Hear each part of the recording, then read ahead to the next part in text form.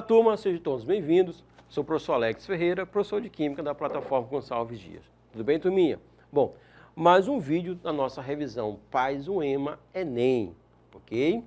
Turminha, e nesse vídeo estaremos abordando a ideia de radioatividade, ok? Portanto, foco, porque estaremos abordando algumas temáticas muito cobradas a nível desses dois tipos de concurso.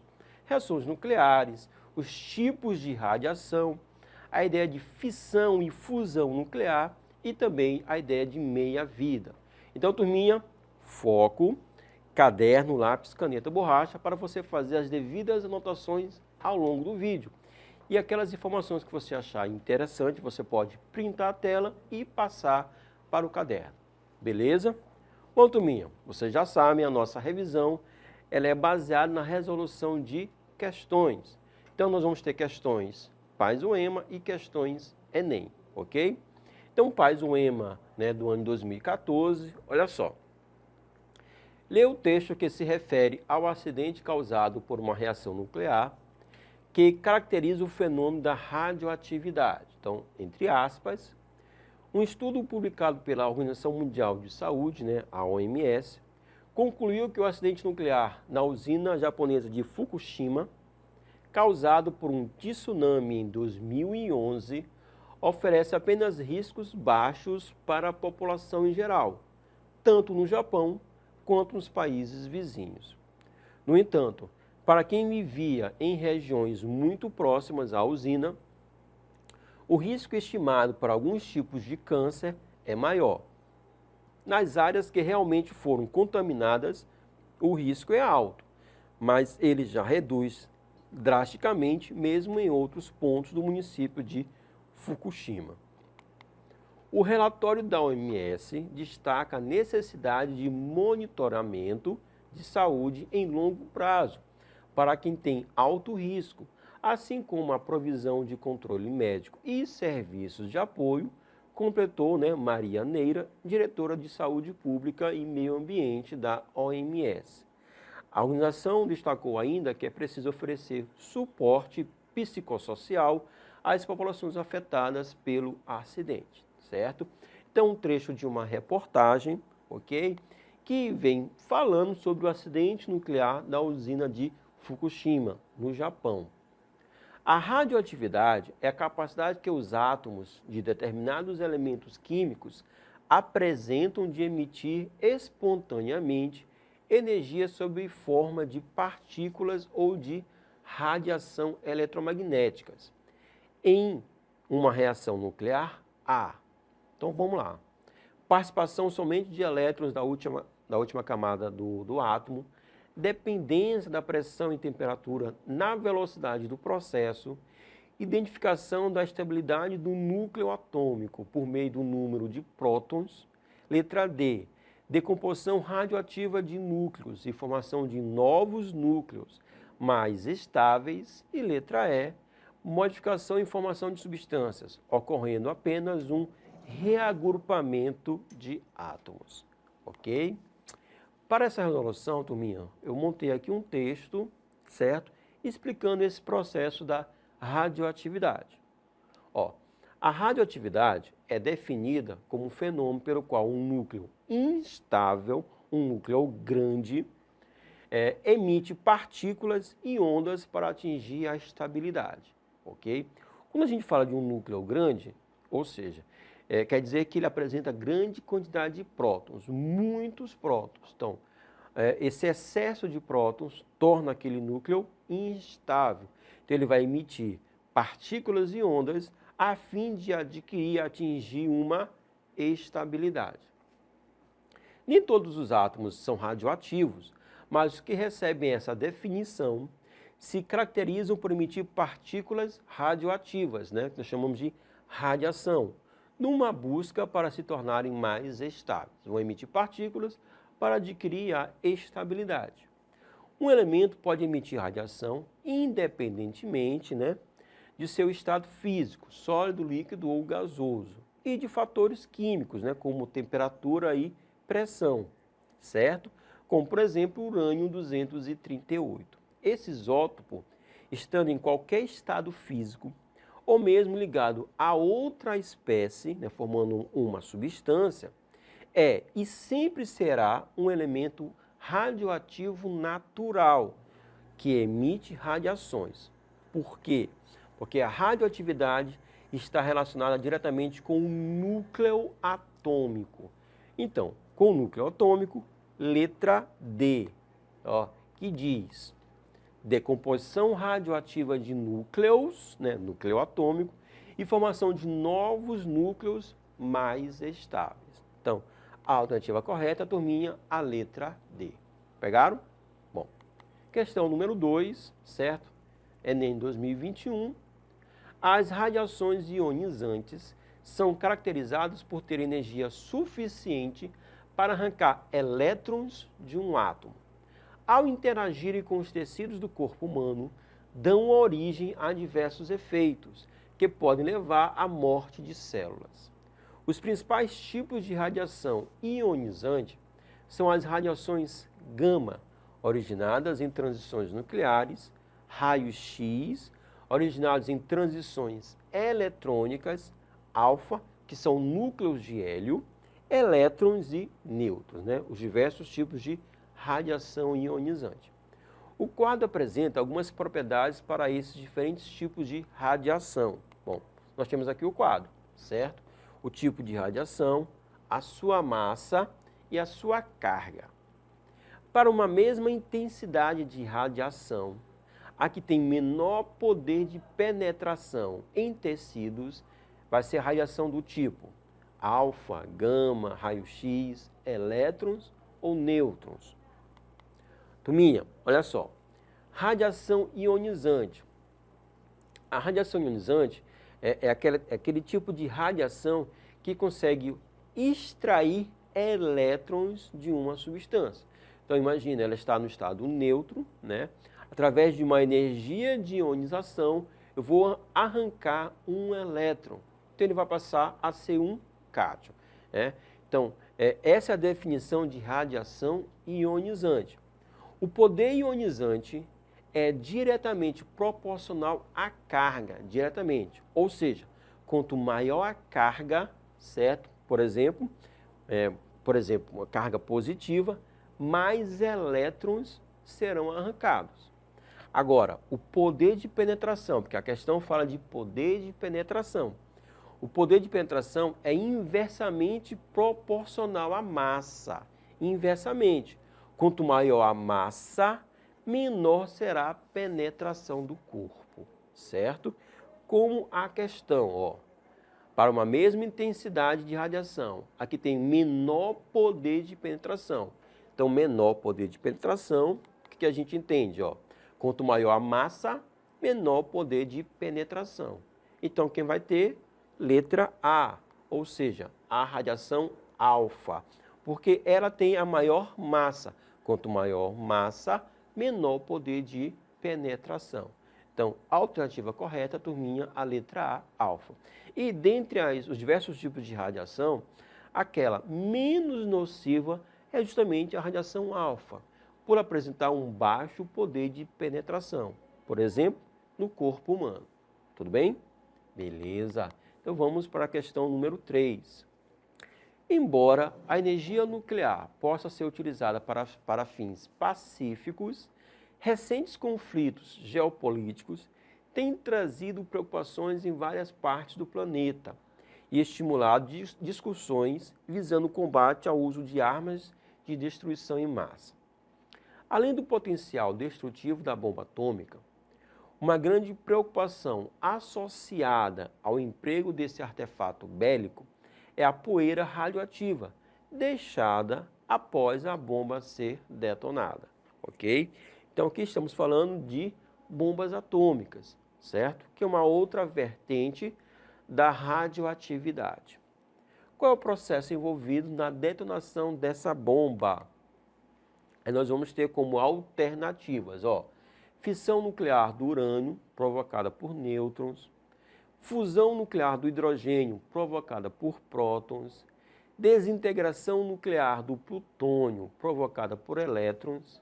Letra D, associação em cadeia de chumbo provocada por pósitrons. E letra E, decaimento radioativo do carbono provocado por partículas beta, certo? Então, estamos falando de fissão nuclear. Turminha, fissão nuclear, né? Fissão quer dizer divisão. Então, quando nós temos um átomo grande, né, com muitos prótons, ele é um átomo, né, ele se torna um átomo instável, ok? Então, ele vai emitir, né, ele pode emitir partículas a fim de adquirir a estabilidade, como também, né, ele pode sofrer uma quebra. Então, fissão é justamente a quebra de núcleos grandes, ok? A fissão nuclear, né, é o princípio das bombas atômicas e também é o que ocorre nas usinas nucleares. Então, tanto a bomba atômica quanto as usinas nucleares vão trabalhar com o processo da fissão nuclear, quebra de átomos grandes, de núcleos atômicos grandes. O processo inverso ao processo da fissão nuclear, turminha, é justamente a fusão nuclear, né? Fusão quer dizer junção, união. Então nós vamos ter agora átomos pequenos, átomos leves, que vão se juntar, vão se unir, né, originando um átomo mais pesado, ok? Esse processo é um processo que leva a uma liberação de muita energia, certo? E é justamente o combustível das estrelas. É o princípio de funcionamento das estrelas, o Sol, por exemplo, tá bom? Bom, só que a questão fala de fissão nuclear. Então eu estou trazendo aqui, olha só, a fissão do urânio 235, ele é atingido por um nêutron. Então, eu vou ter uma substância que vai estar emitindo nêutrons. Esses nêutrons vão atingir o núcleo de átomos grandes. Nesse caso, o núcleo do urânio 235. E esse núcleo vai quebrar, originando dois novos átomos. Por isso, turma, a alternativa correta, a letra A. Ó, fissão nuclear do urânio provocada por nêutrons, certo? Bomba atômica, o combustível vai ser o urânio 235. Tudo bem? Ele vai se quebrar através do choque de nêutrons com o núcleo atômico. Show? Então vamos lá. Questão número 4. A técnica do carbono 14 permite a datação de fósseis pela medição dos valores de emissão beta desse isótopo presente no fóssil. Para um ser em vida, o máximo são 15 emissões beta, né, por minuto grama.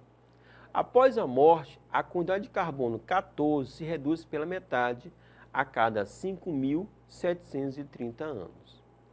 Considere que um fragmento fóssil, né, de massa igual a 30 gramas foi encontrado em um sítio arqueológico e a medição de radiação apresentou 6.750 emissões beta por hora. A idade desse fóssil em anos vai ser aproximadamente, e aqui nós temos as alternativas, ok? Então, a ideia de meia-vida, certo? Que é o tempo necessário para que a emissão de radiação ela se reduza pela metade, ou seja, caia para 50%. Então, esse é o princípio da meia-vida. Então, em vida, né, aquele determinado ser vivo, ele tem 15 emissões betas por minuto, ok? Se a gente transformar para a hora, lembrando que uma hora são 60 minutos, eu vou ter 900 emissões, né, por grama por hora, certo? Bom, 900 emissões betas, né, isso para 1 grama, né, o valor correspondente para 1 grama. O corpo, né, o fóssil, ele tem uma massa de 30 gramas, tudo bem? Então, era para ter, né, vamos montar agora uma regra de 3, então eu vou ter 27 emissões beta por hora para aqueles 30 gramas daquele objeto, certo? Então, se esse objeto, né, se esse corpo estivesse, se esse ser estivesse vivo, então eu teria 27.000 emissões beta por grama por hora. Bom, Se passando 5.730 anos, né, essa radiação, essa emissão, ela vai cair pela metade, meia vida. Então, eu vou ter 13.500 emissões. Mais um período de meia vida, mais 5.730 anos, esse valor vai se reduzir pela metade. A metade de 13.500, 6.750 emissões, que é justamente, né, o que a questão está pedindo, está falando.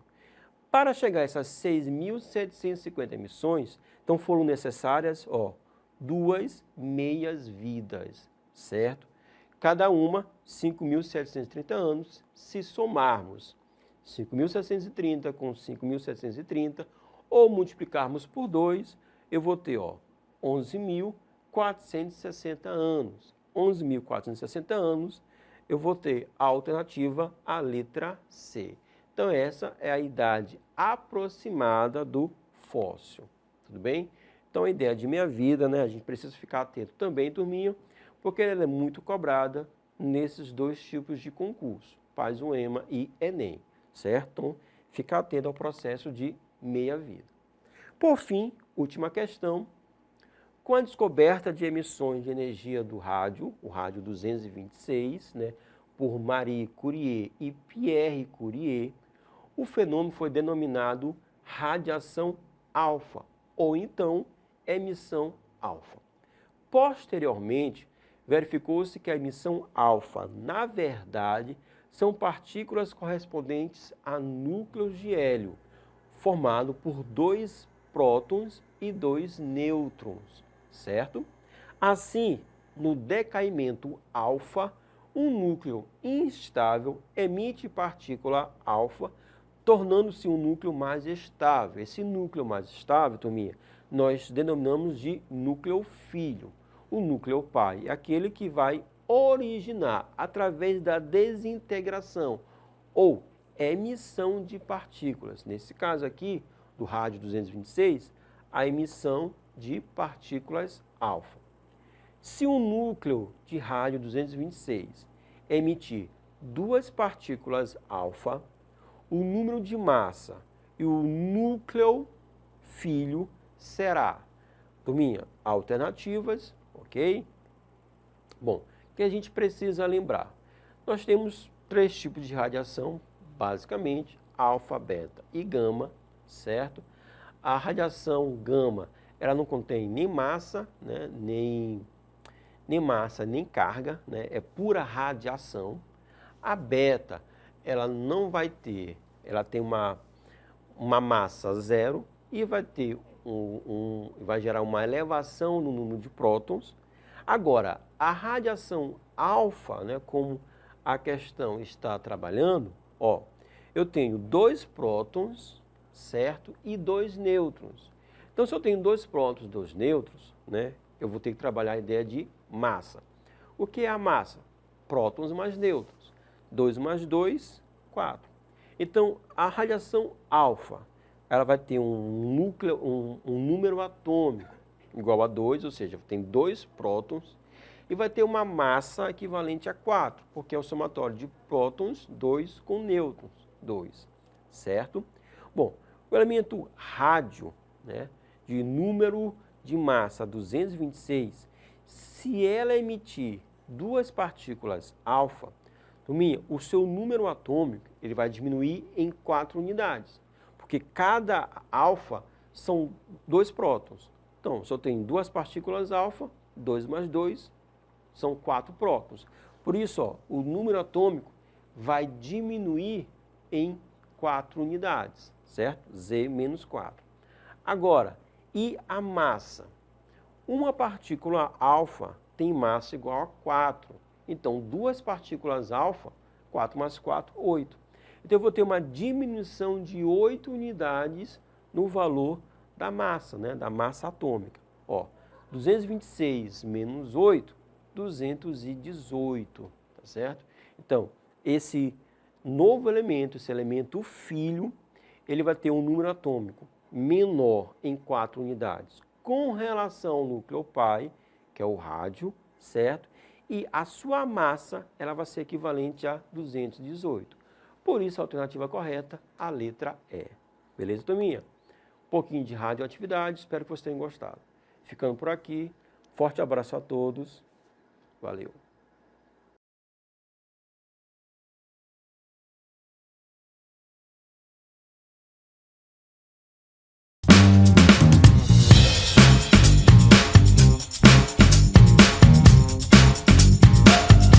Olá, turma, sejam todos bem-vindos. Sou o professor Alex Ferreira, professor de Química da plataforma Gonçalves Dias. Tudo bem, turminha? Mais uma aula da nossa revisão Paz o EMA Enem, ok? Bom, e na nossa aula de hoje estaremos abordando cinética química. Turminha, cinética química é a parte da química que vai estudar a velocidade das reações. Vocês sabem, nós temos reações que são muito rápidas, reações explosivas, e também nós temos reações que são muito lentas, certo? Também na cinética nós podemos estudar fatores que podem ou acelerar a velocidade da reação ou então desacelerar, certo? São os fatores que influenciam na velocidade das reações, ok, turminha? Portanto, foco, nós vamos estar trabalhando a ideia de catálise, catalisador, energia de ativação, os fatores que modificam, que alteram a velocidade das reações, assim como também a lei da velocidade. Ok, turminha?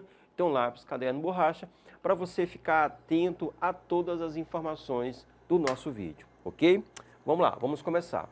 E vocês já sabem que a nossa revisão ela é baseada na resolução de questões, né, relacionadas aos concursos, tanto Paz o EMA quanto Enem. Primeira questão, questão Paz o EMA 2021, ok? Atenção à leitura.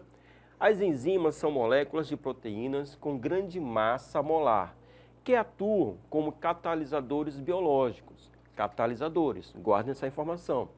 Também chamados de biocatalisadores, ou seja, eles conseguem acelerar o metabolismo, reações do organismo. Por exemplo, uma quantidade de açúcar sobre uma mesa demoraria muito tempo para se decompor, em contato apenas com o oxigênio do ar. Mas quando consumimos, a reação entre o açúcar e o oxigênio em nosso organismo ocorre em poucos segundos, pois as enzimas agem sobre as moléculas de açúcar, criando estruturas que reagem mais facilmente, acelerando a reação. Turminha, acelerar a reação é o objetivo do uso de catalisadores, ok?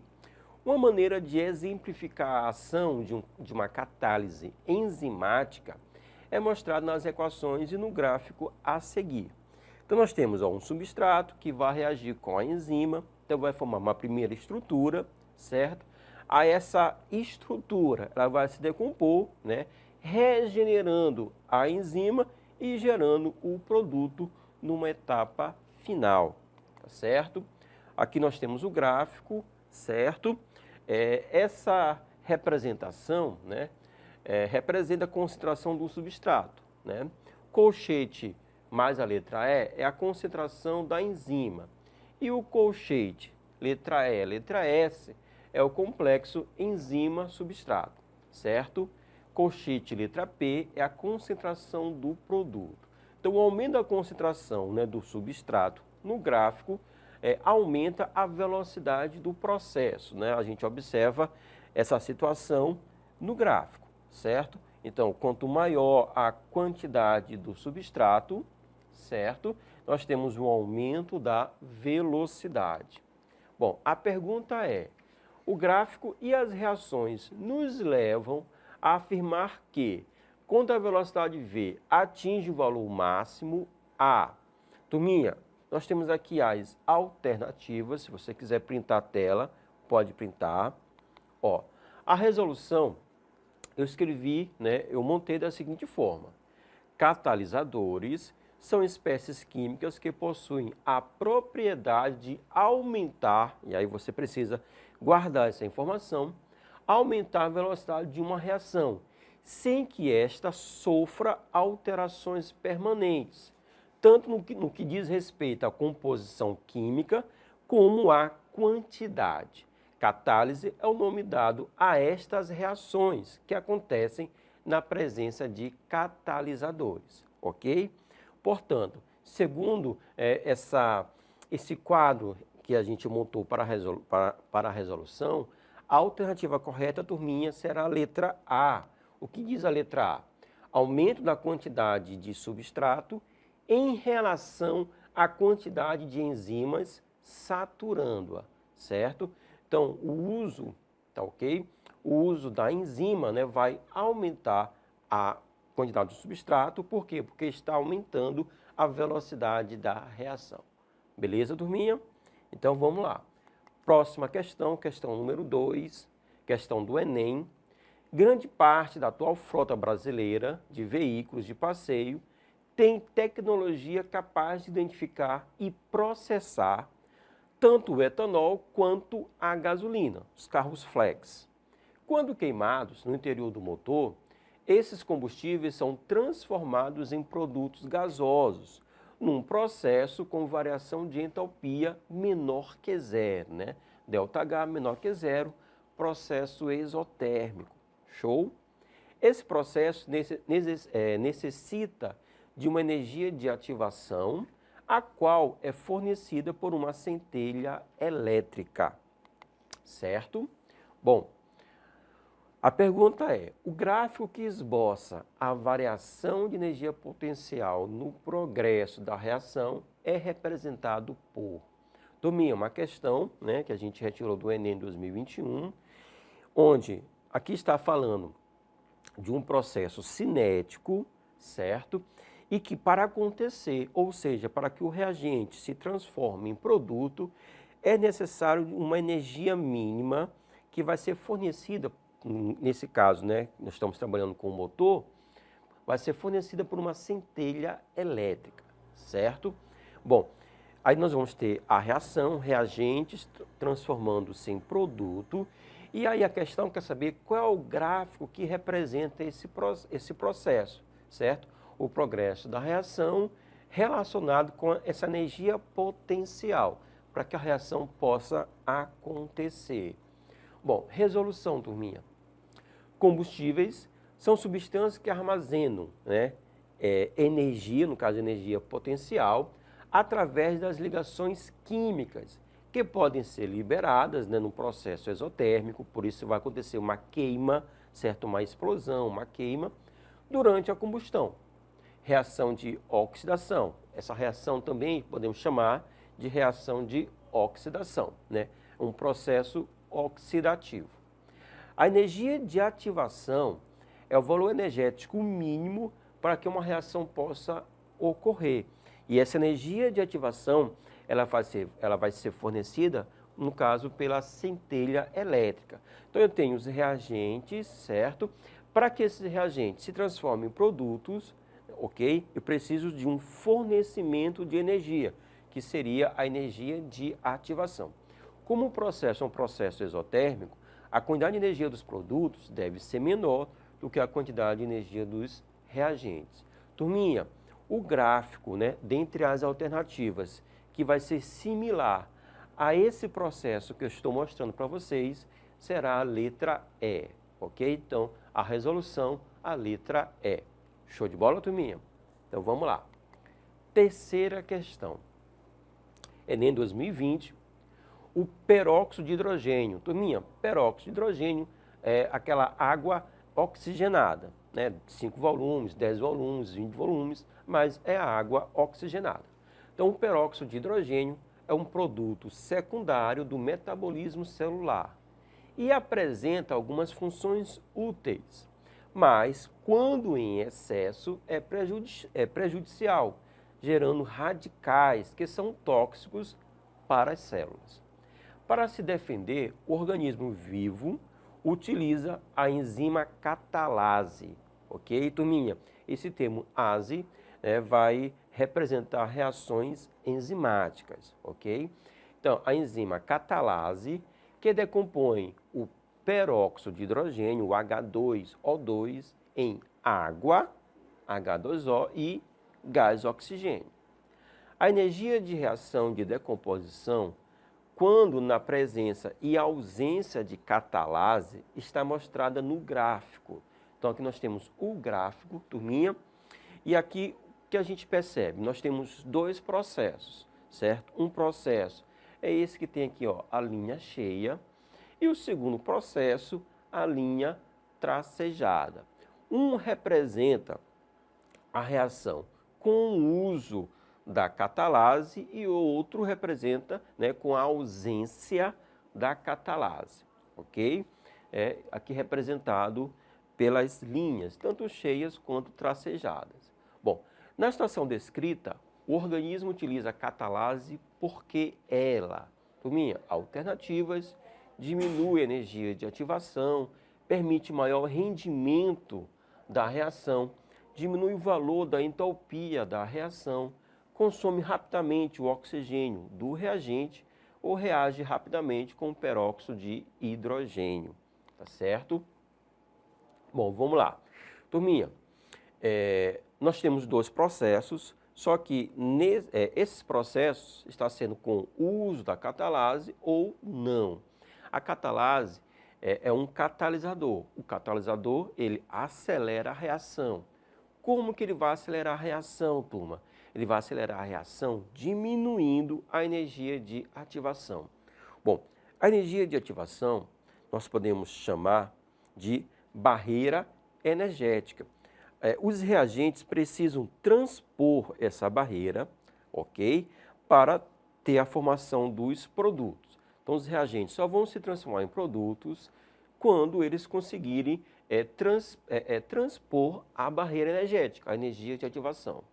Bom, logicamente, quanto maior a barreira, os reagentes vão ter mais dificuldade, portanto, a reação vai ser mais lenta. E o contrário também é verdadeiro. Quanto menor essa barreira, ou seja, quanto menor a energia de ativação, mais rápida será a reação. Então, as enzimas são catalisadores e a função delas, né, é acelerar a reação, como diminuindo a energia de ativação. Por isso, turminha, a alternativa correta, a letra A. O que diz a letra A? Diminui a energia de ativação. Tudo bem? Então, enzimas, né, nós vamos sempre linkar com essa situação, diminuição da energia de ativação. Show de bola, turminha? Então, vamos lá. Questão número 4. Enem 2016, utensílios de uso cotidiano e ferramentas que contêm ferro em sua liga metálica tendem a sofrer processo corrosivo e enferrujar. A corrosão é um processo eletroquímico e, no caso do ferro, ocorre a precipitação do óxido de ferro 3 hidratado, ok? Substância marrom pouco solúvel, conhecida como ferrugem. Esse processo corrosivo é, de maneira geral, representada pela equação química. Então, aqui nós temos o processo, o ferro, ele deve entrar em contato com o oxigênio que está presente no ar, mais a umidade, ok? Que pode estar tanto relacionada com o ar, certo? Mas também nós podemos ter água no estado líquido, ok, turminha? Bom, e aí dessa combinação, nós vamos ter a formação da ferrugem, certo? Vamos lá. Uma forma de impedir o processo corrosivo nesses utensílios é, turminha, alternativas, renovar a sua superfície polindo-a semanalmente, evitar o contato do utensílio com o calor, isolando-o termicamente, impermeabilizar a superfície, isolando-a do seu contato com o ar úmido, esterilizar frequentemente os utensílios, impedindo a proliferação de bactérias, guardar os utensílios em embalagens, isolando-os do contato com outros objetos, né? Nossas alternativas, turminha, como resolução, né? Então, atenção. Para acontecer a corrosão, né, o processo de enferrujamento, é importante, olha só, é necessário o contato do ferro com o gás oxigênio e a umidade, né? Ou seja, água. E para que ocorra uma reação química, deve haver contato, né? Só haverá a formação da ferrugem, ou seja, a formação, aquela reação química só irá acontecer se os reagentes entrarem em contato. Ou seja, chamamos isso de choques eficazes entre os reagentes, certo? Bom, nós temos a peça de ferro. Então, se passarmos uma tinta, né, um antiferrugem, ok? Essa tinta ela vai impedir o contato entre os reagentes. Olha só, turminha, só haverá o processo do enferrujamento se a peça de ferro entrar em contato com o oxigênio e com a umidade, certo? Se evitarmos esse contato, certo? Então a peça não vai sofrer o processo de enferrujamento. Então a gente precisa evitar o contato. Então basta a gente fazer essa, né, passar essa camada, uma camada de tinta, pintar a estrutura, ok? E falando em processos que podem acelerar ou retardar os fatores que interferem na velocidade das reações, turminha, nós temos a temperatura, né, superfície de contato, a concentração dos reagentes e também o catalisador. Então, esses processos ou essas situações podem acelerar ou retardar a velocidade de uma reação. Na nossa questão, a alternativa correta será a letra C. O que diz a letra C? Ó, impermeabilizar a superfície, isolando-a de seu contato com o ar úmido, ok? Dessa forma, a gente vai evitar o processo de enferrujamento. Por quê? Porque estamos evitando o contato entre os reagentes. Ok, turma?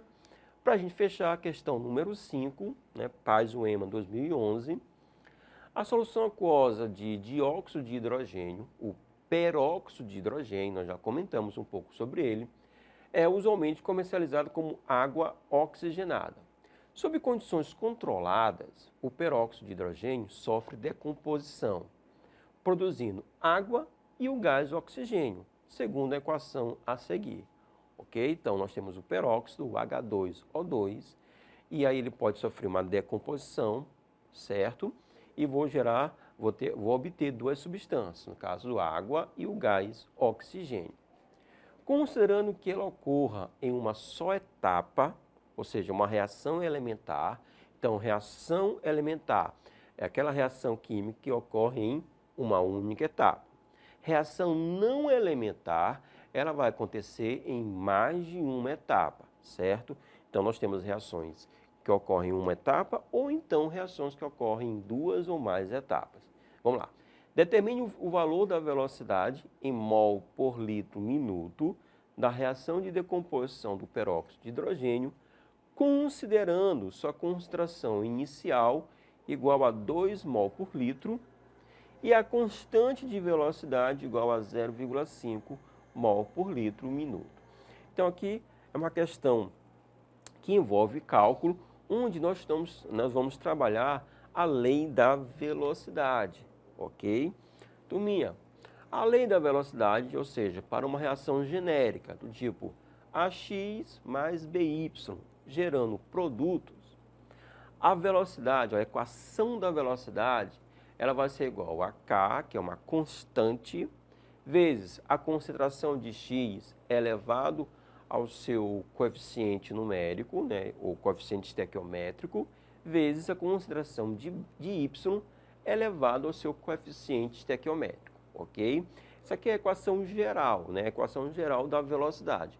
Aí, esse formato, ela vai variar, né, de reação para reação.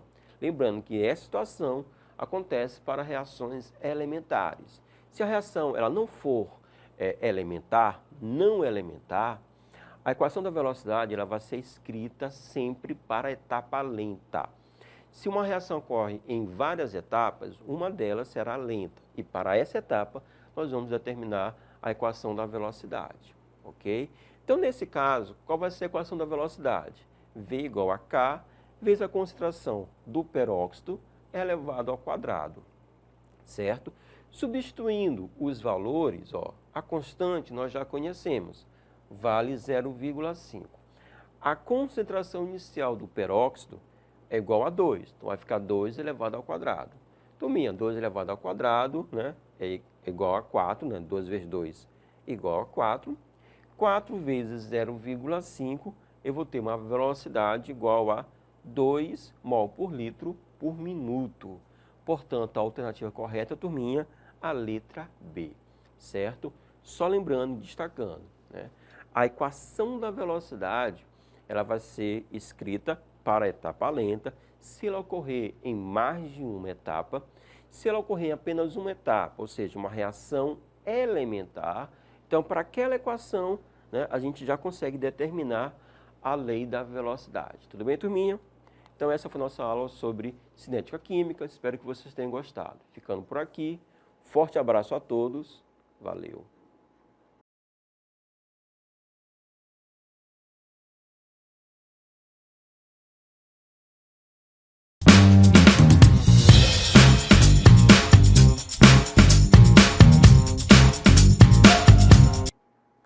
Olá, galera, aqui é o professor Maroni Becker, professor de matemática da plataforma Gonçalves Dias.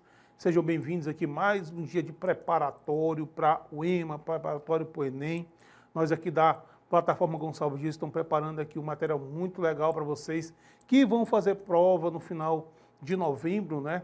Preparando material com os assuntos mais recorrentes, tanto da prova do Enem como da prova da UEMA, aqui dando ênfase na questão da diferença dos dois tipos de avaliação, tá? E hoje a gente vai começar a falar de área de figuras planas, né? Que é um assunto também que cai bastante, né? Tanto na prova do Enem como na prova da UEMA. Então vamos trazer aqui questões das últimas edições desse conteúdo, tanto do Enem como da prova da UEMA, para que você possa se preparar, certo? Então vamos aqui para a primeira questão, turminha. Gabriele e sua família mudaram-se para uma nova casa.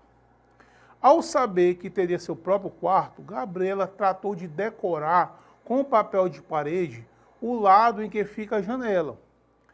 Pesquisou na planta as dimensões do quarto e observou que essa parede possui 2,50 por 2,80.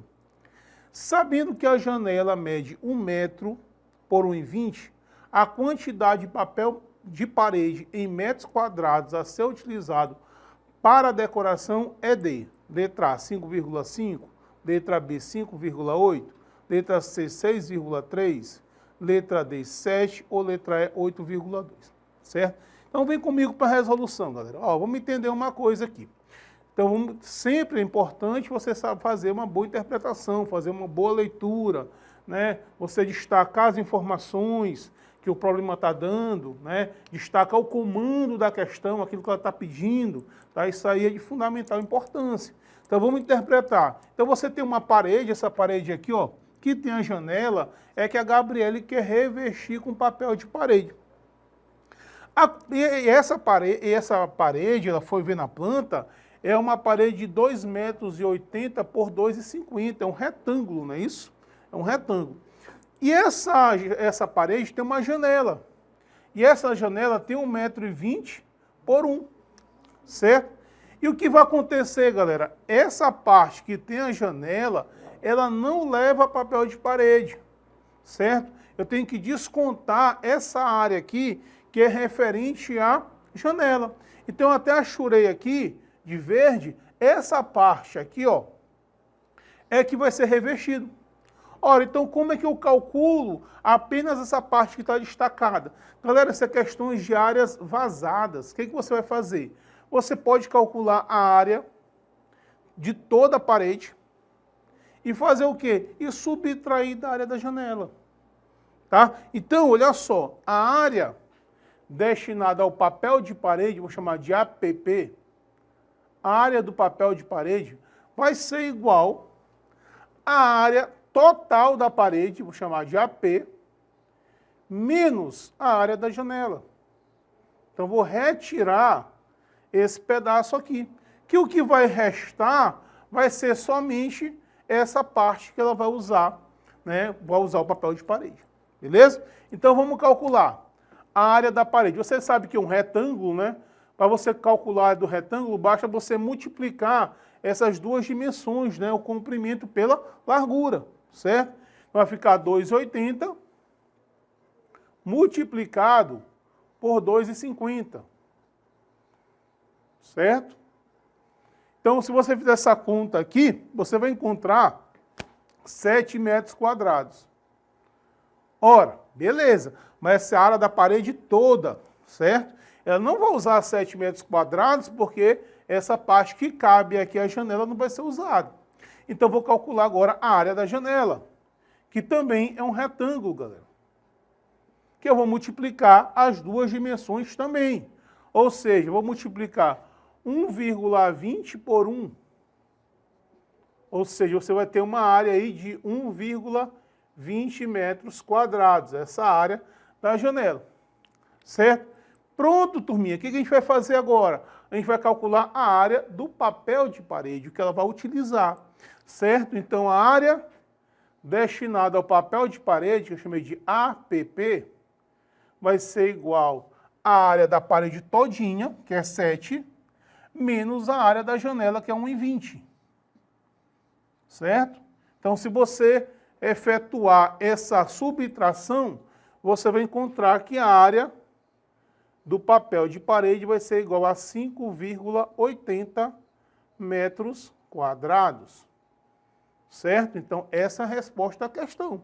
Certo? Resposta à letra B. Ela vai precisar de 5,8 metros quadrados para comprar papel de parede para revestir essa parte aí. Certinho, turma? Beleza? Tranquilo, questãozinha boa. Vamos agora para a segunda questão, que é uma questão do Enem, também envolvendo área. O dono de uma loja pretende usar cartões imantados para a divulgação de sua loja. A empresa fornecerá o serviço, lhe informa que o custo de fabricação do cartão é de 1 centavo por centímetro quadrado e que disponibiliza modelos tendo como faces úteis para impressão um triângulo equilátero de lado 12, um quadrado de lado 8, um retângulo de lado 11 e 8, um hexágono regular de lado 6 e um círculo de diâmetro 10. O dono da loja está disposto a pagar no máximo 80 centavos por cartão. Ele escolherá, dentre esse limite de preço, o modelo que tiver maior área de impressão. Use 3 como aproximação para π e use 1,7 como aproximação para a raiz de 3. Nessas condições, o modelo que deverá ser escolhido ter como face útil para a impressão um triângulo, um quadrado, um retângulo, um hexágono ou um círculo. Beleza, galera? Então vamos para as informações importantes, né? O que ele falou aqui na questão? Beleza, ele quer montar, ele quer ter cartões, né, para divulgação da sua loja, né? Ele fala na questão que ele quer gastar 1 centavo por centímetro quadrado. É 1 centavo por centímetro quadrado o custo, né? E ele falou também o seguinte, outra informação que é bastante importante, vamos colher as informações. Ele quer gastar no máximo, por cartão, no máximo 80 centavos por cartão.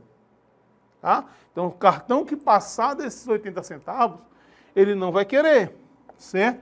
Aí ele deu alguns modelos com algumas dimensões, tá? E ele quer, dentro desse limite de 80 centavos, aquele que apresentar maior área, tá? Então, o que a gente tem que fazer, galera? Turma, não tem outra alternativa a não ser calcular a área de todos esses cartões. E calcular o custo, né? Porque a gente tem que obedecer à especificação. Ele está dizendo que é 80 centavos no máximo. Então, dentro disso aí, qual que vai ter maior área? Então, turma, aqui é bom que a gente vai lembrar as fórmulas, né, de calcular a área de algumas figuras, né? O triângulo equilátero, a área do triângulo equilátero é dada pela fórmula L ao quadrado, raiz de 3 sobre 4. Essa é a fórmula que calcula a área de um triângulo equilátero, que é aquele triângulo que tem os 3 lados de mesma medida. Tá? Bom, se a gente for fazer isso, turma, vamos lá. O L é 12, fica 12 ao quadrado. A raiz de 3, ele pediu para usar 1,7.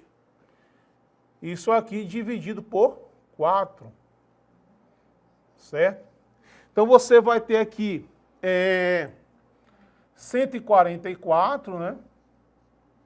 vezes 1,7, isso aqui dividido por 4. Turminha, se você for fazer essa conta, você vai fazer com calma em casa, você vai encontrar isso aqui igual a 61,2 centímetros quadrados. Certo? E o custo, né? Se você multiplicar isso aqui por 1 centavo, né? Você vai encontrar que o custo desse cartão é de aproximadamente 61 centavos. Beleza. Aqui está dentro do limite dele. Pode ser o triângulo equilátero? Pode. Mas tem que ver os outros também. Ver os outros. Bom, o quadrado. A área do quadrado é o lado ao quadrado. É isso? O quadrado tem lado 8. Então, se você pegar 8 ao quadrado, você vai ter 64 centímetros quadrados. E o custo, basta você pegar esse 64 e multiplicar por 0,01, certo? Então, isso aqui vai dar 64 centavos. Então, até agora, está o quadrado. Por quê? Ele tem uma área maior do que esse triângulo equilátero, né? E está dentro do limite que ele estabeleceu. Está dentro do limite, certo? Vamos lá, turma. Aí tem um outro modelo que é um retângulo. Retângulo é base vezes altura. Ó. Se eu for calcular a área desse retângulo aqui, turma, eu vou ter 80, é o 8 multiplicado pelo 11, né? Que vai dar 88 centímetros quadrados. Se você quiser saber o custo desse cartão, você multiplica por 0,01. Aí você vai obter isso aqui, 0,88. Aqui já passa, galera, porque aqui é 88 centavos. Então, o retângulo está fora. Certo? Não dá, porque passa daquele orçamento dele. Beleza? Então, o hexágono. A fórmula do hexágono, galera, regular, é só lembrar, se você lembra do triângulo equilátero, você lembra do hexágono. A fórmula do hexágono é 6 vezes a área de um triângulo equilátero, de lado L. Tá? Então, se a área do triângulo equilátero L ao quadrado raiz de 3 sobre 4, a do hexágono é 6, L ao quadrado raiz de 3 sobre 4. Fórmula do hexágono. Certo?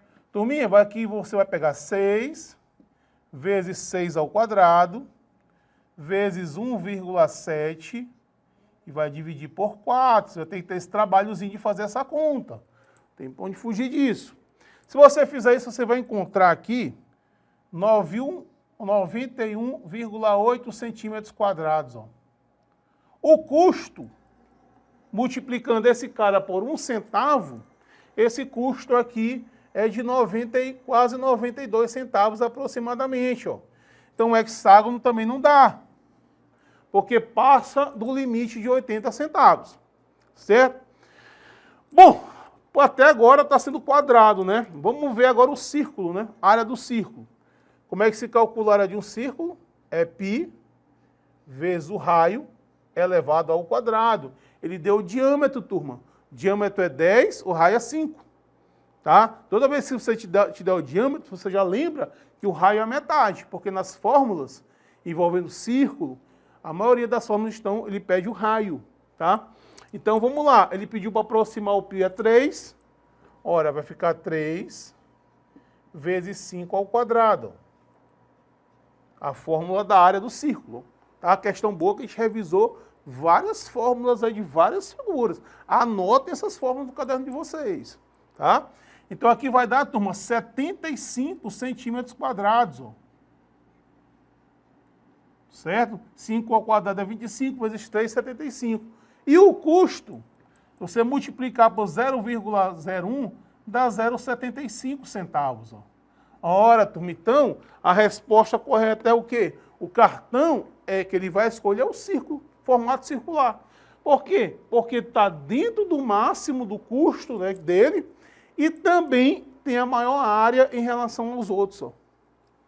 Tá? Então a resposta correta da nossa questão aí é a letra E. O círculo vai ser o cartão que ele vai usar, o formato do cartão que ele vai usar dentro das condições que ele estabeleceu. Certinho? Letra E, questão boa, a gente revisou várias fórmulas, anotem essas fórmulas no caderno de vocês com muita atenção, porque você vai precisar na prova, com certeza. Turma, a terceira questão, mais uma questão também do Enem, uma questão bem recente, né, das últimas edições. Vamos lá. Um suporte será instalado no box de um banheiro para serem colocados recipientes de shampoo, condicionador e sabonete líquido, sendo que o recipiente de cada produto tem a forma de um cilindro circular reto, de medida de raio igual a 3 centímetros. Para maior conforto no interior do box, a proprietária do apartamento decidiu comprar um suporte que tiver a base de menor área, desde que a base de cada recipiente ficasse inteiramente sob o suporte. Nas figuras vemos as bases desses suportes, nas quais todas as medidas indicadas estão em centímetros. Aí no enunciado ele coloca aí algumas bases, né? Então um trapézio, ali tem um quadrado, tem 2 quadrados na verdade, tem um retângulo, tem um quarto de círculo, né? Então ele quer saber, para atender a sua decisão, que tipo de suporte o proprietário comprou. Turma, vamos prestar bem atenção numa coisa. Lembre-se que ele quer colocar 3 recipientes no formato de um cilindro. E a gente sabe que um cilindro, a base é um círculo, tá? É um cilindro circular de raio 3, né? De raio 3. Então, veja só. Olha o suporte aqui. É esse aqui, ó. O shampoo, o condicionador e o sabonete líquido, ele tem essa base circular de raio 3, ó. Então, eu tenho que colocar os 3 dentro desse suporte, tá?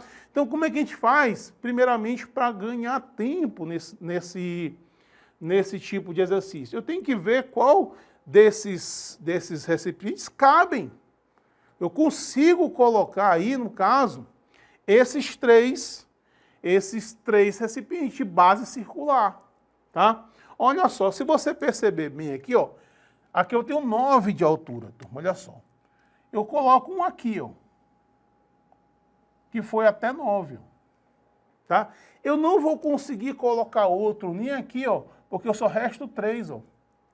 Nem consigo colocar um outro aqui, ó, porque vai sobrar espaço aqui em cima, tá? Então, eu nem vou calcular essa área, não vou perder tempo, porque essa aqui não cabe os três recipientes, né? A gente não pode perder tempo nesse tipo de questão.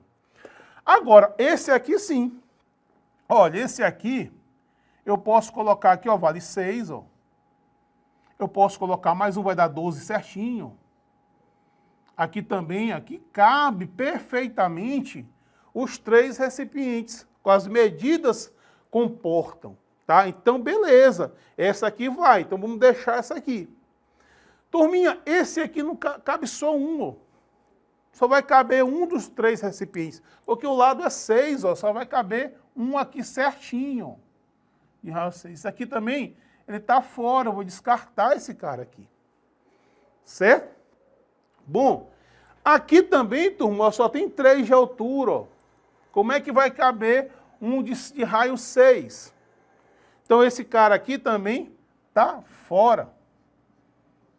Nem vou calcular a sua área, porque eu não vou perder tempo, certo? E aqui, turminha, a gente tem essa semicircunferência de raio 13. Aqui, turma, cabe perfeitamente os 3 também, ó. Se você for pegar aqui as dimensões, vão caber aqui os 3 recipientes, ó, certinho. Então, o que vai acontecer? A resposta ou vai ser a 2 ou vai ser a 4, certo? Então, veja só. Ele quer saber qual o suporte que ele vai comprar. Veja bem, ele quer saber o que tiver menor área dos 2. Então, se você calcular aqui a área desse quadrado, é 12 ao quadrado, que dá 144 centímetros quadrados. Turma, aqui é um quarto de círculo. A área do quarto de círculo é πr ao quadrado sobre 4. certo? Se você substituir aqui, ó, 3,14 vezes 13 ao quadrado dividido por 4, né? Se você for fazer essa conta, você vai encontrar 132, alguma coisa centímetros quadrados. Tá? Então, turma, qual é a resposta? É o 5. Porque ele cabe os 3 recipientes e tem a menor área. A área dele é menor do que essa área do quadrado que também cabe. As outras nem cabem, os 3. Tá? Então, resposta correta, letra E, é o recipiente 5. Valeu, turma. Até a próxima.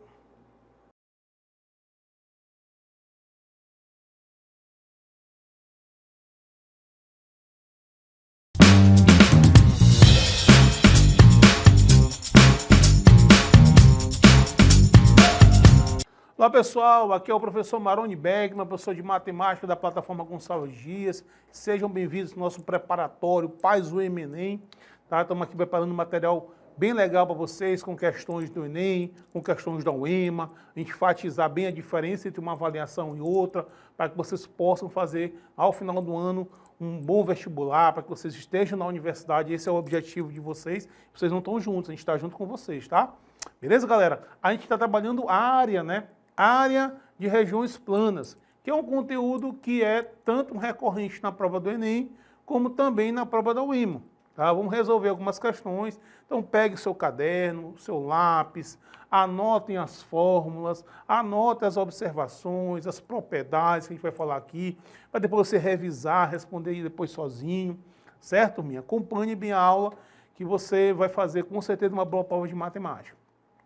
Primeira questão, galera, uma prova da UEMA. Analise a situação a seguir. Um arquiteto foi contratado para decorar a entrada de um templo religioso, no formato de um triângulo equilátero, com uma porta de madeira cujas dimensões medem 1,05 metros por 2,5 metros.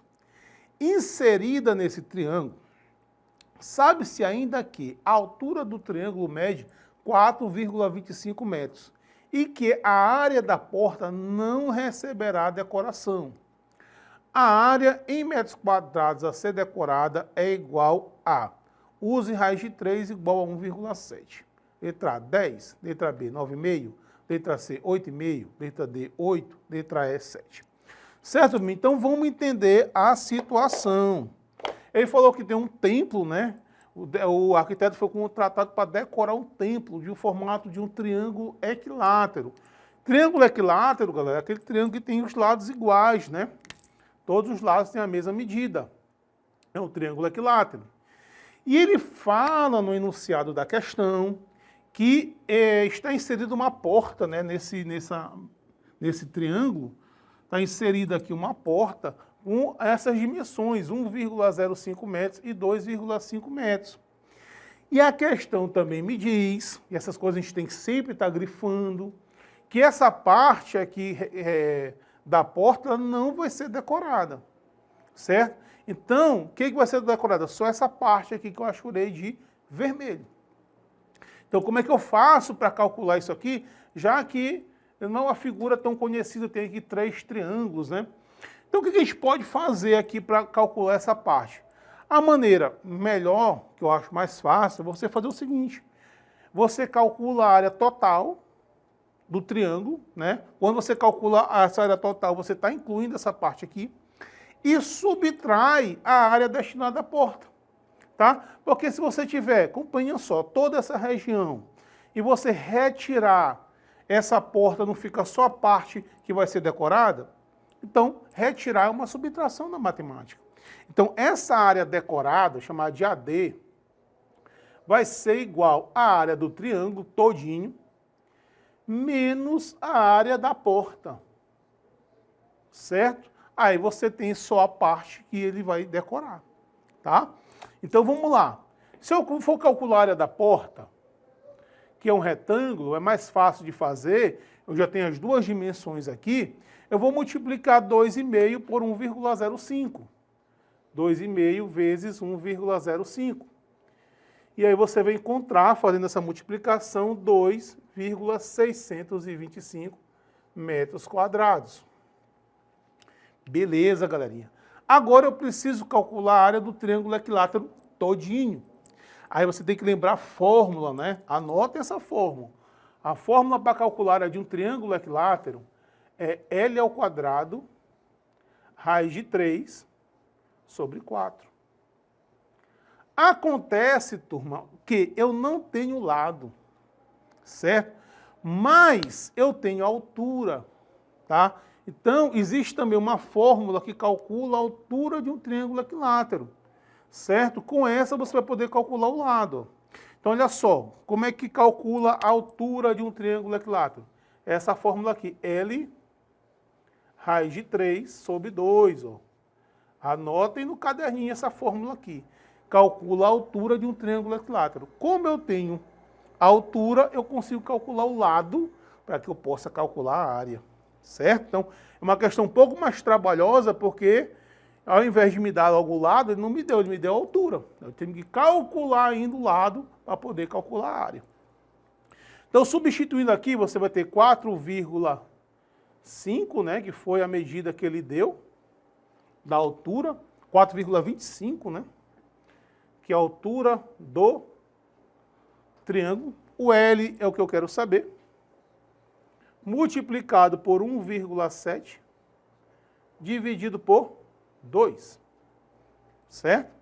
Se você fizer aqui meio pelos extremos, eu vou ter 1,7 vezes L igual a 8,5, que é o 4,25 vezes 2.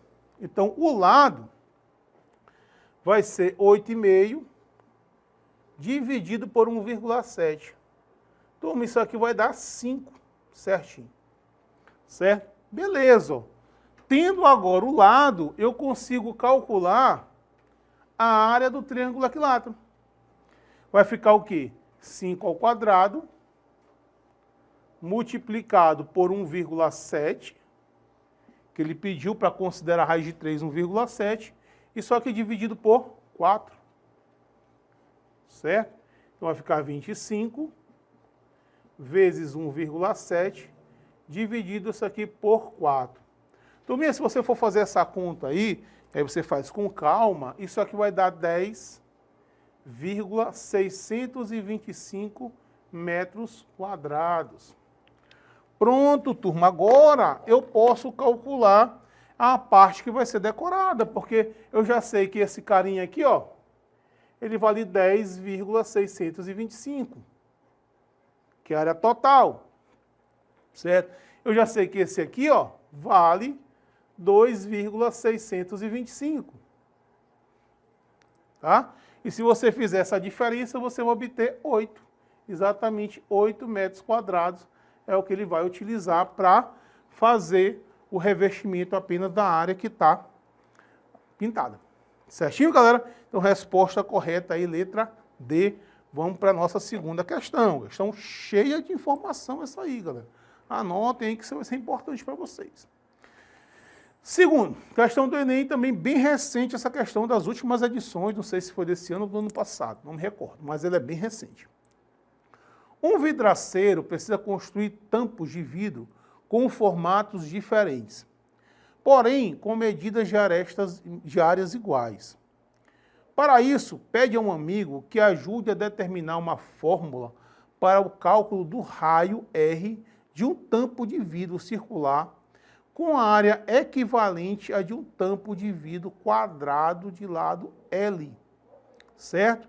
Então, você tem aqui um círculo de raio R e um quadrado de lado L.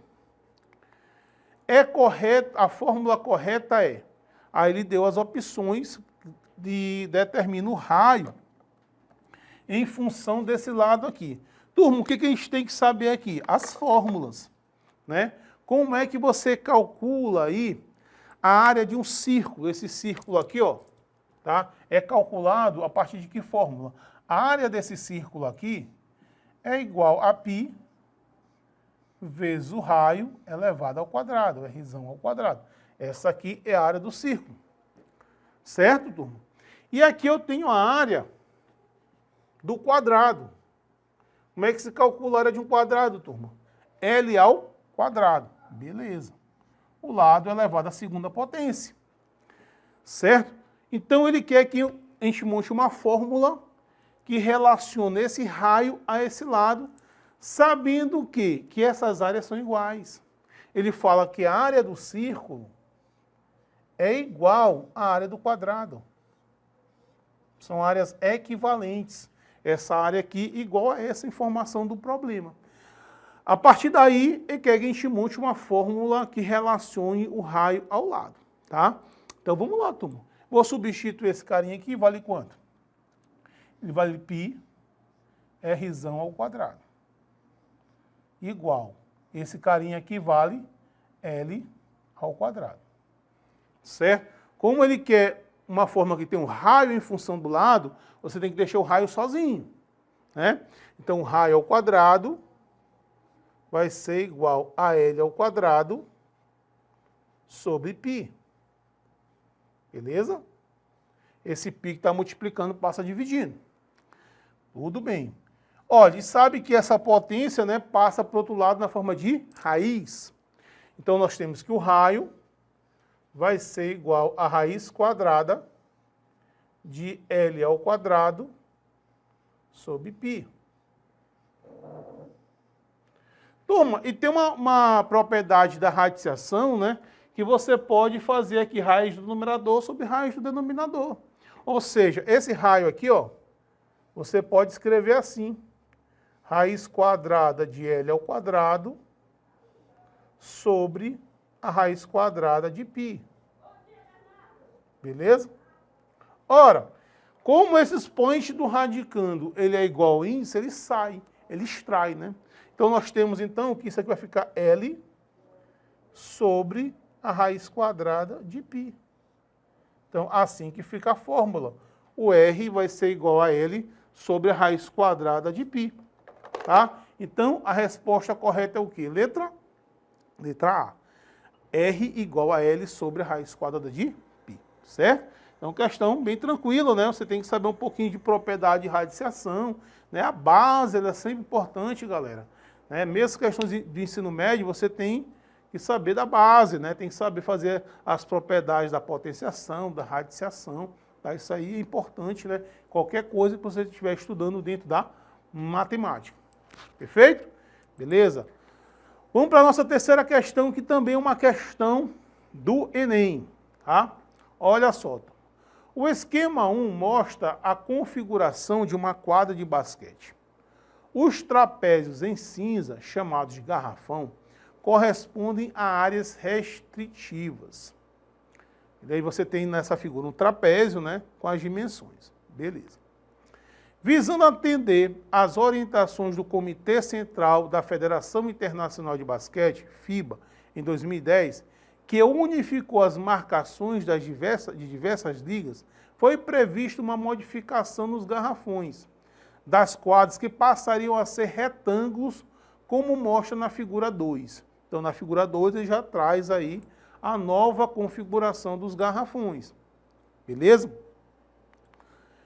Após executá-lo as modificações previstas, houve uma alteração na área ocupada por cada garrafão, que corresponde a aumento de 5.800 centímetros quadrados, aumento de 75.400 centímetros quadrados.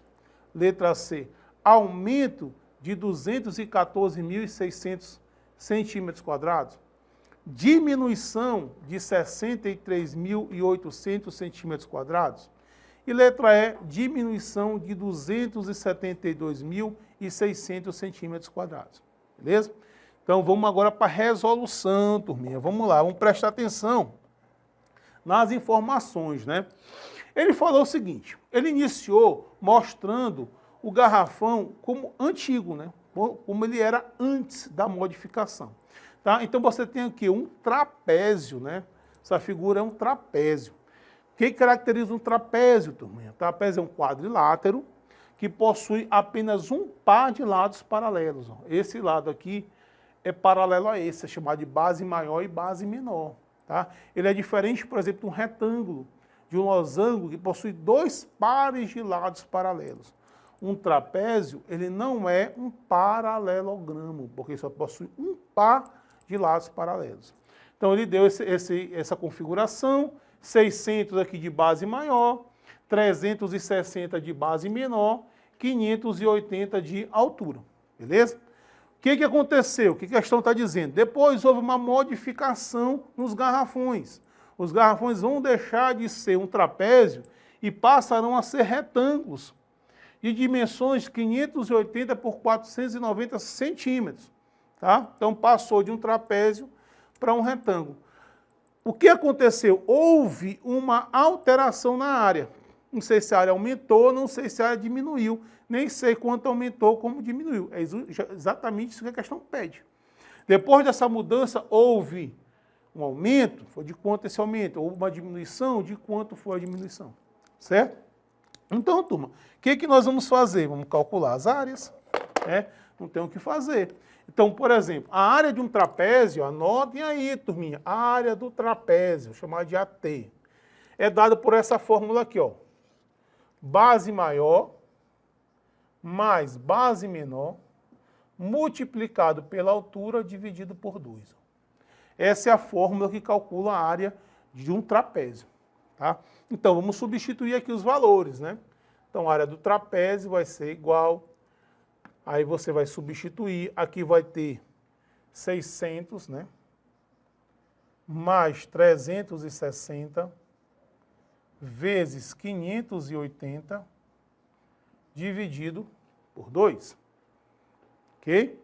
Então, vamos fazer essa conta aqui, ó.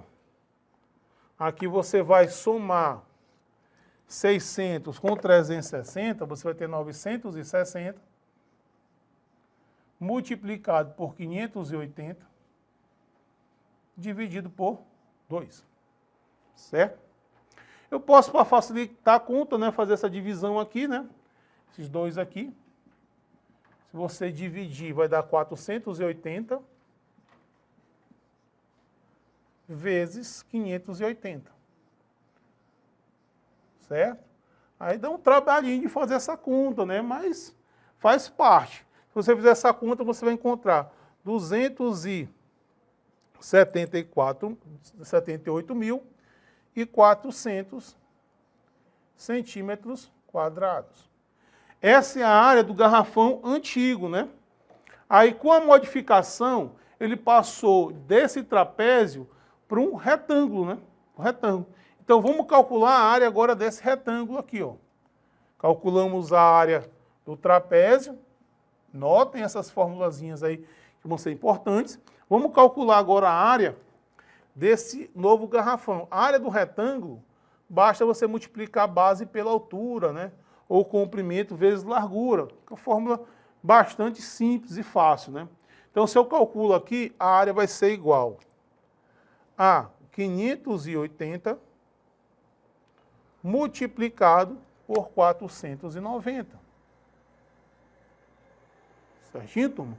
Então, você vai ter aqui uma área de 284.200 centímetros quadrados.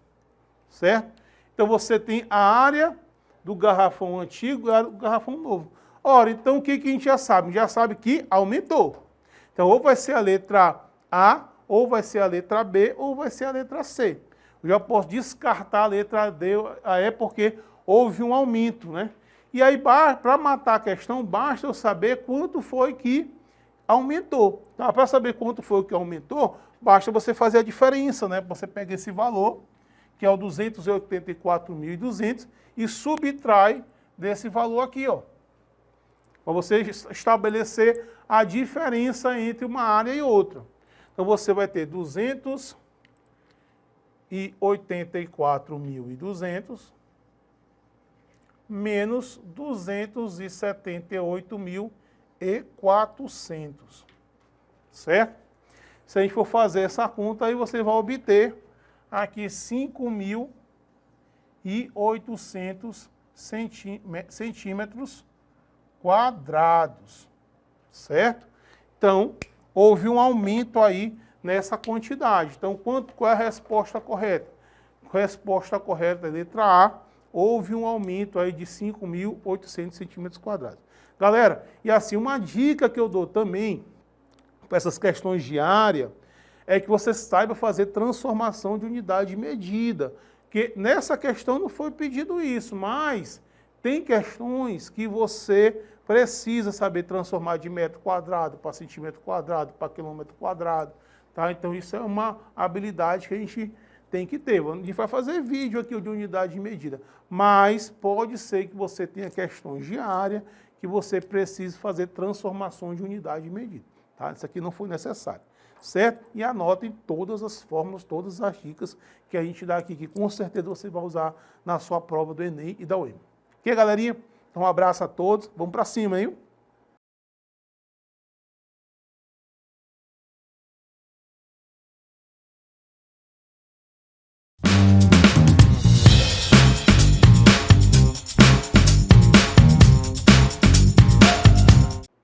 Olá, galerinha, tudo bem com vocês? Guilherme Campos aqui, professor de Educação Física da Rede Estadual. E nessa aula de hoje, nosso preparatório Pais UEMA Enem, nós iremos dar continuidade aos nossos estudos aqui de Educação Física. Na aula passada, eu finalizei os estudos das unidades temáticas, que são os jogos, as lutas, as danças, as ginásticas, as práticas corporais de aventura. Então, hoje nós iremos começar a trabalhar um pouquinho dessa importância da vivência prática dessas unidades temáticas para a saúde do indivíduo. Então, vamos lá. Eu trouxe esse teminha aqui para nós discutirmos. Aptidão física versus sedentarismo. Às vezes parece bobagem nós falarmos de sedentarismo, nós falarmos de comportamento sedentário no mundo atual. Ah, todo mundo sabe o que é sedentarismo, todo mundo consegue compreender, mas o grande lance da parada é o indivíduo saber, conhecer os riscos e procurar romper com esse comportamento sedentário, ser um indivíduo mais ativo. Por que eu trouxe esse tema aqui para nós trabalharmos? Porque muitas questões do Enem envolvem essa expressão sedentarismo. Eles gostam de explorar demais esse tema. Então, através dessa aula, eu quero trazer para vocês conhecimento e uma certa experiência para que vocês consigam interpretar bem a questão, para que vocês consigam, obviamente, acertá-la. Então, o nosso sumário está dessa forma aqui, ó, essa sequência que nós iremos seguir. A aptidão física, a atividade física, sedentarismo, influência da vida moderna, número do sedentarismo e problemas ocasionados pelo sedentarismo, e trouxe uma questão para nós resolvermos aqui no finalzinho da nossa aula. Então, a aptidão física é a capacidade de realizar as atividades cotidianas com tranquilidade e menor esforço. Está relacionado à saúde, também à prática de atividades físicas e tarefas do dia a dia.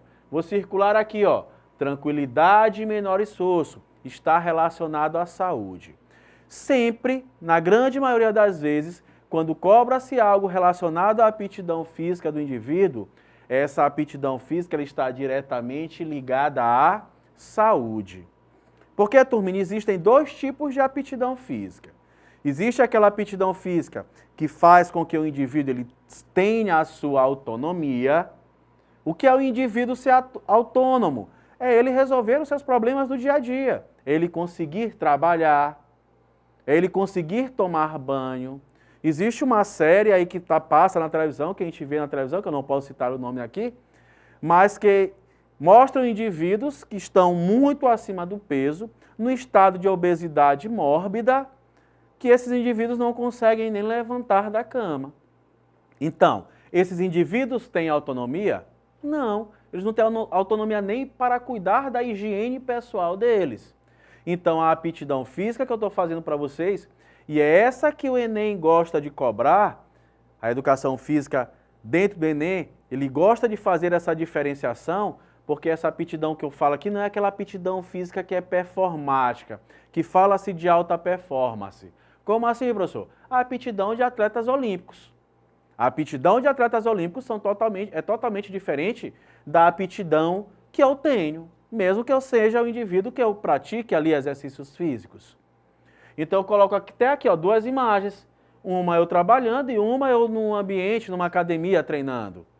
Claro, eu não tenho o nível de performance do indivíduo que é um atleta olímpico, mas eu treino para que eu tenha a minha autonomia, para que eu consiga exercer a minha profissão. Então, sempre que vocês visualizarem algo que fale de aptidão física, não pensem tanto nessa aptidão física de alta performance. Pensem sempre numa aptidão física que está relacionada com a saúde. Então, eu coloco bem aqui, ó, essa aptidão física, ela é diferente da aptidão física de alta performance, tá? Por que eu gosto de fazer essa diferenciação? Porque quando fala-se de alta performance na prova do Enem, vocês têm que associar que quando acontece a alta performance, acontece o processo de exclusão. Exclui-se vários indivíduos que não conseguem atingir aquele nível de performance. Aí eu posso até relembrar-los da nossa aula que nós tivemos de esportes, que eu trouxe dois tipos de classificações lá, esporte participação e esporte performance. Esporte participação visa a inclusão, esporte performance visa o quê? Visa a alta performance e alta performance exclui o indivíduo. Beleza? Vamos avançando. Atividade física, ó. Atividade física, segundo a Organização Mundial da Saúde, que é a OMS, é qualquer movimento corporal produzido pelos músculos esqueléticos que requer gasto de energia. Trouxe até essa imagem aqui do Homer dormindo. O Homer dormindo, vocês já viram isso, que mesmo o indivíduo, quando ele está no seu estado de repouso, ele tem gasto energético. Que eu já falei para vocês que existe o que nós chamamos de organismo basal. O funcionamento do nosso organismo. Então, quando o nosso corpo funciona, mesmo que esteja paradinho lá, tem um gasto energético. Quando é que o indivíduo ele deixa de gastar energia? Simplesmente quando ele morre, tá? Então, o indivíduo, mesmo que ele esteja acamado, que ele esteja ali em coma induzido, alguma coisa nesse sentido, o corpo dele gasta energia. Claro que de uma forma o quê? Reduzida. Sedentarismo. Vamos para a palavra sedentarismo. É uma situação em que a pessoa não pratica qualquer tipo de atividade física regularmente. Então eu deixo bem aqui, ó, eu circulo para vocês. Atividade física regularmente. Por isso eu trouxe ainda há pouco o significado, o conceito de atividade física. Porque são atividades que elas acontecem ali que tem um gasto energético maior do que o estado de repouso. Não significa uma prática de exercícios físicos, que vocês já sabem o que é exercício físico. Exercício físico é toda atividade que ela é planejada, que ela é estruturada, que ela é repetitiva, que visa a melhoria das capacidades físicas do indivíduo. Não é o caso de uma prática de atividade física, que são tarefas do dia a dia. O indivíduo lavar uma louça, passar um pano numa casa, lavar um carro. Essas são atividades físicas. Subir um lance de escadas, ali tem um gasto energético maior. O que é que vem aumentando essa taxa de sedentarismo? Justamente a vida moderna. A vida moderna, a sua tecnologia, vem fazendo cada vez mais com que nós sejamos indivíduos que adotemos o comportamento sedentário. Além de permanecer muito tempo sentado e não ter disposição para realizar atividades simples do dia a dia, o que tem influência direta na saúde e bem-estar da pessoa, já que aumenta o risco de doenças cardiovasculares, diabetes e perda de massa muscular. Vou circular mais uma vez aqui, ó. Olha só, influência direta na saúde. Aparece a expressão saúde. Então, aparecer a expressão saúde já é algo que dentro do sedentarismo não é legal, porque eu vou estar influência direta e uma influência que ela é o quê? Uma influência que é negativa, porque vai trazer essa série de complicações aqui para a saúde do indivíduo. Ó. Aumenta o risco de doenças cardiovasculares, diabetes, perda de massa muscular, o que não é bom para a saúde, tá? Influência da vida moderna, até já dei uma pincelada para vocês ainda há pouco. O sedentarismo já é considerado uma doença da vida moderna. Na verdade, trata-se de um comportamento induzido por hábitos decorrentes do conforto dela. Com a evolução da tecnologia e a tendência cada vez maior de substituição das atividades ocupacionais, que demandam gasto energético. O ser humano adota cada vez mais a lei do menor esforço. Trouxe uma chardezinha aqui, uma imagem, para nós refletirmos sobre ela. Esta é a vida moderna. Está aqui o indivíduo trabalhando, na frente do seu computador. Na segunda imagem, o indivíduo em casa. Na terceira imagem, o indivíduo se divertindo. Então percebam que o trabalho, ele está em casa e ele se divertir, envolve apenas o computador, os celulares, as redes sociais. Olha com a posição que ele está, sentadinho. Sentado, vocês já viram ainda há pouco com atividade física. Aqui tem gasto energético? Até que tem, mas é um gasto energético o quê? Bem reduzido, o que não é bom para a saúde do indivíduo. E finaliza ali ainda, ó, o indivíduo dormindo. O indivíduo não tira da cabeça dele os jogos, o que ele viu na internet. Então a gente vive nesse mundo aí altamente virtual. Nós estamos numa era que está tendo até agora o mundo metaverso. Os jogos estão evoluindo em relação a isso. O indivíduo ele assume um papel de um avatar dentro de um jogo e esquece a vida real dele. Aí nós vamos ver, temos que verificar a quantidade de problemas que esse indivíduo vai gerar para a saúde dele. Desde problemas psicológicos até problemas físicos. Imagina você deixar de viver a vida real, a realidade, e mergulhar num mundo metaverso, onde é um mundo fictício, um mundo virtual, e você se tornar um avatar dentro desse jogo. Então, e essa é uma preocupação atual da educação física, porque é mais um instrumento da vida moderna que está surgindo para tornar os indivíduos cada vez mais sedentários. Influência da vida moderna. Eu trouxe alguns exemplos aqui, alguns exemplos simples que nós podemos visualizar, que de repente você pode ter um gasto energético maior. Eu tenho esse relógio aqui, é um relógio próprio para a corrida, e ele afere para mim a quantidade de passos, isso, aquilo, outro. Ele me dá um check-out aqui diário de como está a minha saúde, isso, aquilo, outro.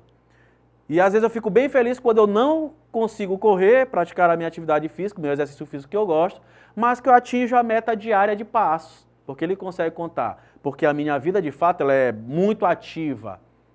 Eu sou professor de sala de aula, então vocês imaginam, o professor de educação física, como é que ele não é ir na sala de aula? Imaginem os professores de vocês. Então a gente caminha o tempo todo, quando está dando aula teórica até, e na quadra isso é aumentado. Então às vezes dá ali, pela manhã eu já consegui dar 8.000 passos. Então já consegui ali romper com esse meu comportamento sedentário. Aí aqui está aqui uma escada convencional, e hoje em dia muitos indivíduos utilizam o elevador. Subindo um lance de escada desse aqui, é uma atividade física? É. Mas muitas pessoas fazem a opção pelo elevador. Eu moro de apartamento, eu moro no 3º andar. Eu tenho aptidão física para subir os 6 lances de escada para chegar no meu apartamento. Mas raríssimas são as pessoas que vão até o meu apartamento me visitar, que não chegam no 3º andar, subiram apenas 6 lances de escadas e chegam lá altamente extenuados. Muito por conta do comportamentos sedentários que eles têm na vida deles. Deslocamento para o trabalho, ó. Hoje, praticamente, muitas pessoas têm carro. E, obviamente, eles fazem essa opção, porque é um conforto da vida moderna de se deslocar ao trabalho com o seu veículo.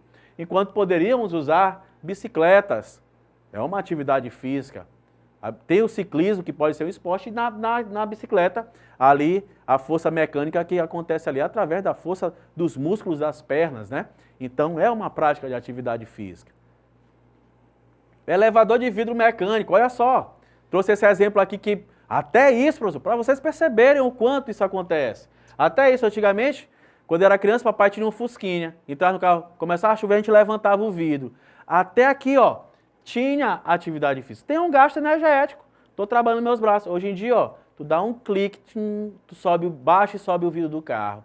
Então, o gasto energético, para vocês verem o conforto da vida moderna, como é que acontece. Posso dar um outro exemplo aqui para vocês.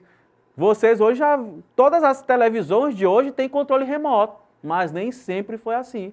O controle remoto lá de casa era eu. Papai estava assistindo televisão, estava só vai lá, muda de canal, muda de canal. Era uma atividade física que a gente praticava. Então são os confortos da vida moderna que vão surgindo, né? Tipos de brincadeiras, até os tipos de brincadeiras. Tem aqui, ó, umas crianças brincando aqui, ó, de pular corda. Hoje muitos jovens entram no mundo dos games. Não que eu seja contra o mundo dos games. Se vocês prestarem atenção na minha aula, olha bem aqui pro meu braço, ó. Tá aqui uma tatuagem de um controle de videogame. Eu curto bastante videogame, mas tudo tem que ser o quê? Equilibrado. Eu gosto de game, mas eu não posso deixar de lado as minhas práticas, os meus esportes, a minha vivência prática corporal de alguma coisa.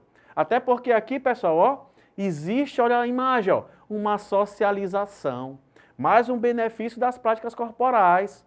Ah, professor, mas eu jogo online com o cara na... Mas você não socializa, é diferente o socializar presente, você sentir ali, estar perto da pessoa, do que socializar virtual. Então, nós vimos na nossa primeirinha aula que eu falei dos benefícios das práticas corporais, que dentre eles tinha os benefícios sociais, que entra a questão da socialização. Aí tem os tipos de games, claro, a indústria dos jogos, vendo que está sendo altamente criticada por conta desse comportamento sedentário, a indústria dos jogos já evoluiu em relação a isso. Já existem jogos que é de acordo com o movimento do indivíduo. Ele vai ali, ele entra como se fosse o jogador que estivesse ali e ele vai executando o movimento. Tem um gasto calórico? Tem. Tem um gasto energético? Tem. É legal? É. Porém, também não podemos deixar essa vida virtual tomar de conta da nossa vida real. Aí eu trouxe alguns números aqui, porque não adianta eu só falar de sedentarismo, falar de aptidão física e a gente não mostrar isso em dados. Porque essa é uma das grandes preocupações da educação física na atualidade. Na verdade, eu penso, é um pensamento meu, tá? A educação física ela tem dois objetivos principais.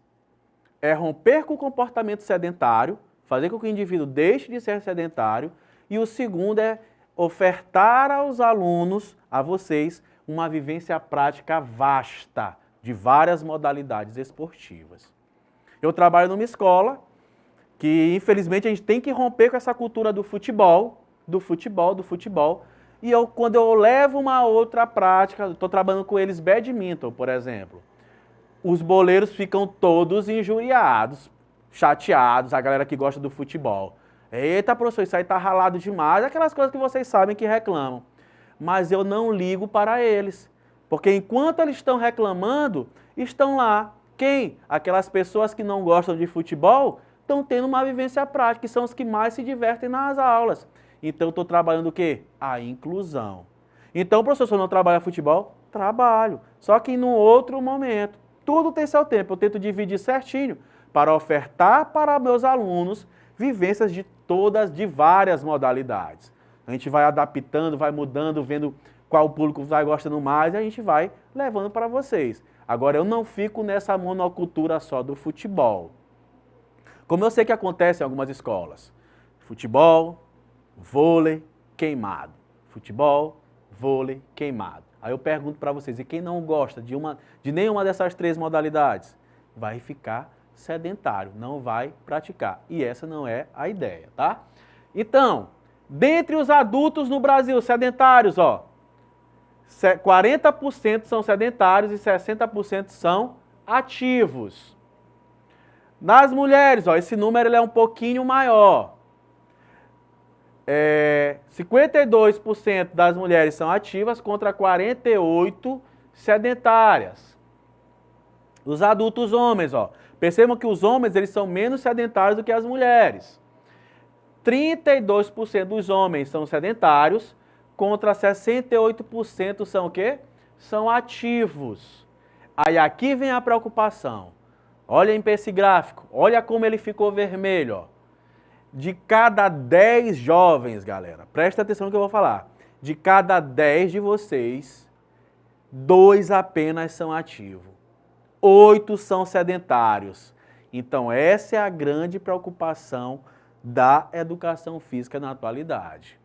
É mudar esse gráfico, mudar a coloração desse gráfico. Seria um sonho se nós conseguíssemos colocar 80% dos jovens ativos contra 20% dos jovens o quê? Sedentários. Seria maravilhoso. Tem mais. Adolescentes no Brasil, ó, aumenta. Percebam que 84%, quase 9%. Entre ali 9, 8,5%. Bora cortar um adolescente no meio. Brincando, hein, pessoal? Quase 9 adolescentes são sedentários. Apenas um ativo. Nas meninas, ó, entre as meninas, ó, também esse número ele é aumentado em relação aos meninos. 85% das meninas são sedentárias, contra 15% apenas ativas. Deixa eu mostrar o dado dos meninos, ó, percebam que é um pouquinho menor. 78% dos adolescentes rapazes são sedentários, contra 22% são ativos. Então, a grande preocupação da educação física é essa. É tirar os adolescentes da prática, os adolescentes desse comportamento sedentário. Fazer com que vocês pratiquem alguma atividade física ou exercício físico. Gostem de alguma. Por isso a educação física tem aquela quantidade gigantesca de unidades temáticas e deve ser ofertada para vocês para que vocês rompam com esse comportamento sedentário. Então, galera, eu vou ficando por aqui. Até a nossa próxima aula. Vamos para cima, hein?